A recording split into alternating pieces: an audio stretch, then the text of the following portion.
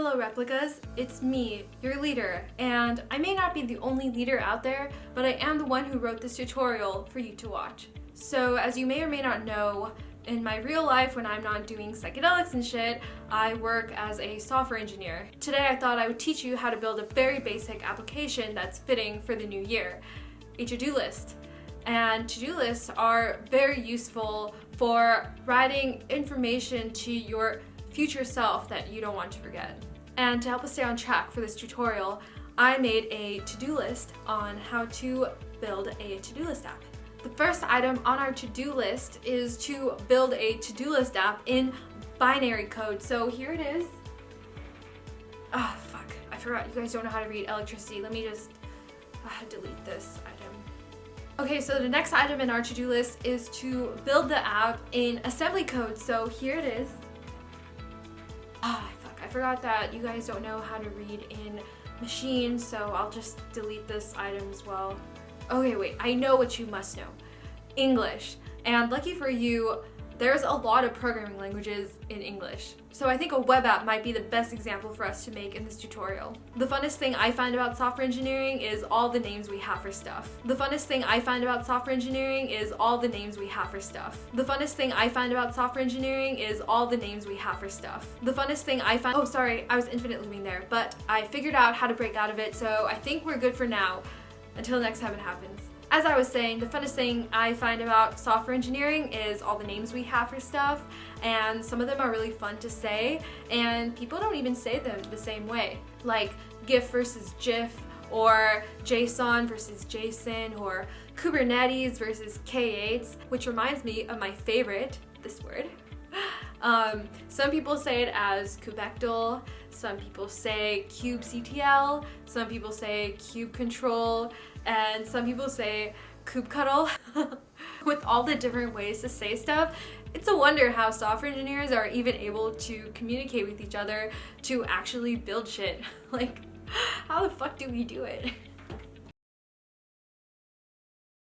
Sorry, internet went out for a second, but actually, how does one even build a web app in 2022 these days? Like, the tech moves super fast, but I've seen problems like this before. This is following a familiar pattern, so let me just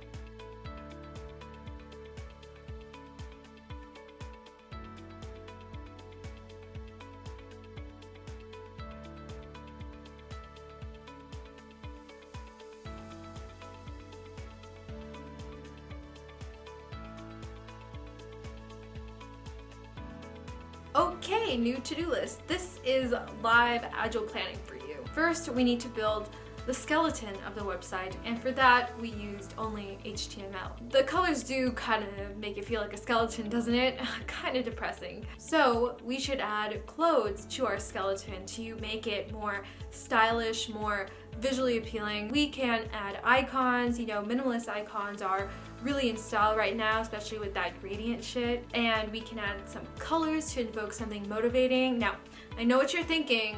Color theory, I don't give a shit about that. Isn't that the designer's job? Well, guess what?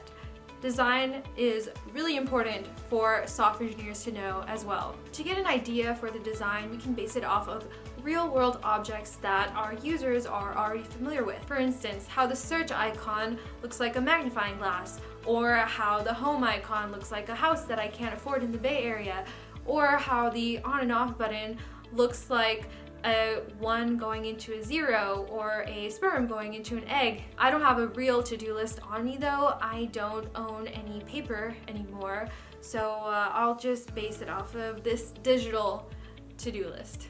There, that looks a little better, but it doesn't actually do anything. So we need to add muscle to our skeleton, otherwise known as JavaScript. Pro tip, one thing that's really confusing is that Java is not the same as JavaScript.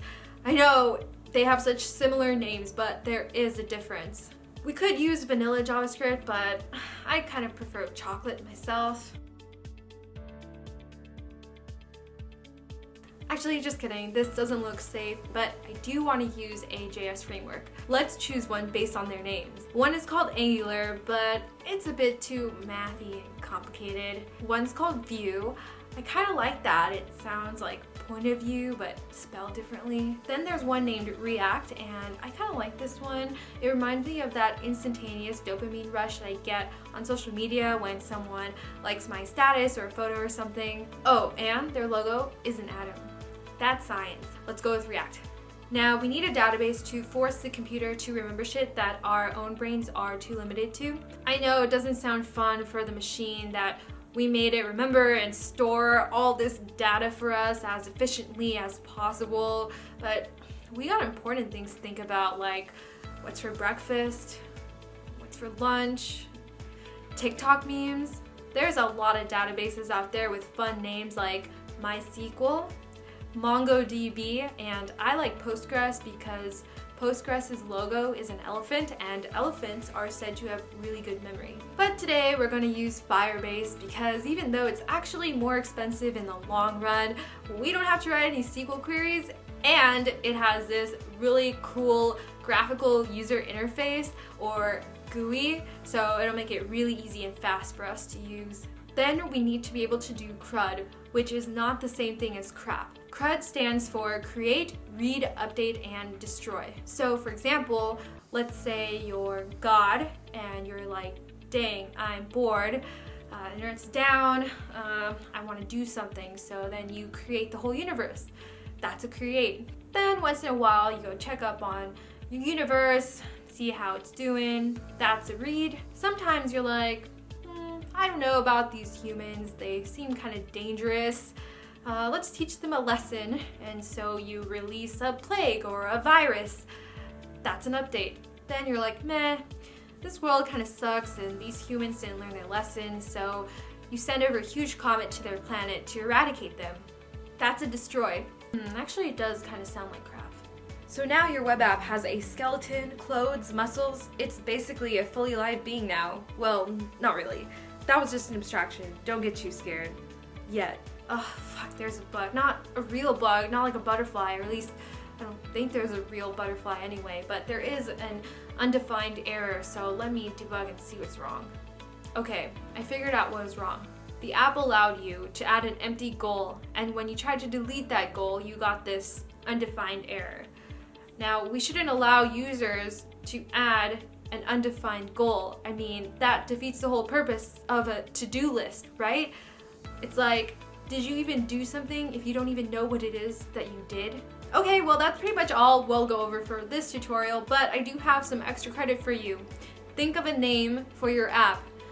This is one of the most important things you can do. And now I know what you're thinking. Isn't that the product manager's job or the marketer's job? Well, guess what? Software engineers need to learn how to name things. Make it good, make it catchy, make it make sense so people actually remember it. Like, imagine naming your app X or Y. I mean, what the fuck does that even mean? Well, actually, now that I think about it, it does kind of make sense in this context.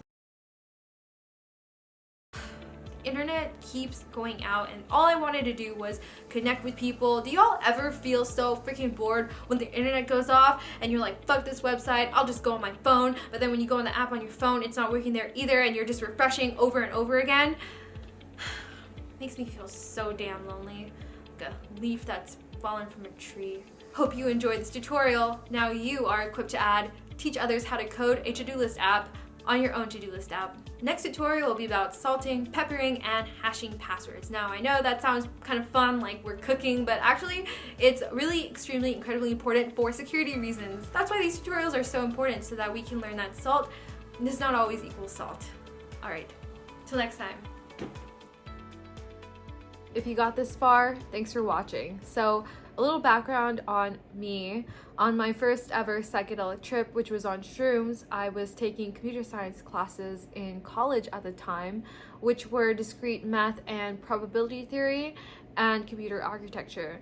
So during that first trip, I was just thinking about the shit that I was learning about in class, and it amused me, even though I didn't fully understand it.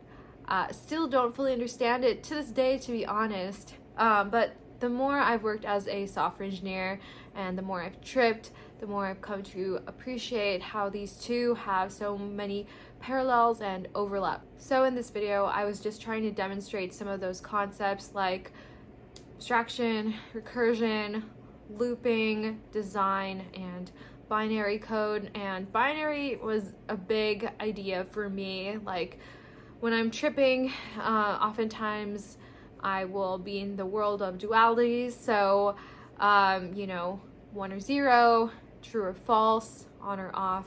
And that line about the power button was one that I had on the afterglow of a trip and looking at this remote. But there's a lot of other computer science concepts that I didn't even go over in this video. Currently, I do not microdose when I code.